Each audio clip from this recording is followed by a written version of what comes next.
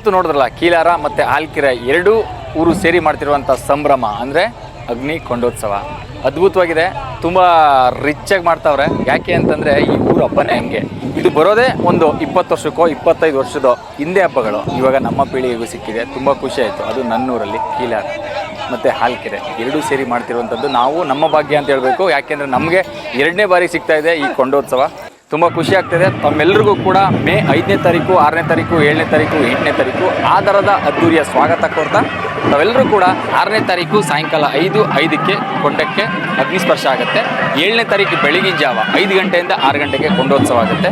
ಕೊಂಡೋತ್ಸವ ಮುಗಿದ ಮೇಲೆ 8 ಗಂಟೆಗೆ ಕೀಲಾರ ಗ್ರಾಮ ಅಂದರೆ ನನ್ನೂರಿಗೆ ಕೀಲಾರ ಗ್ರಾಮಕ್ಕೆ ಆಗಮಿಸುತ್ತೆ. ಇಲ್ಲಿ ಧೂಳಾರತಿ ಕಾರ್ಯಕ್ರಮ ನಡೆಯುತ್ತೆ. ಫುಲ್ ಡೇ ಅಲ್ಲಿ ಕಾರ್ಯಕ್ರಮ ಮುಗಿಸಿ ಈವ್ನಿಂಗು ಮತ್ತೆ ಆಲ್ಕೆರೆಗೆ ದೇವರು ಬರುತ್ತೆ. ತಮ್ಮೆಲ್ಲರಿಗೂ ಕೂಡ ಆ ಥರದ ಅದ್ದೂರಿಯ ಸ್ವಾಗತ ಕೊಡ್ತಾ ನಮಸ್ಕಾರ.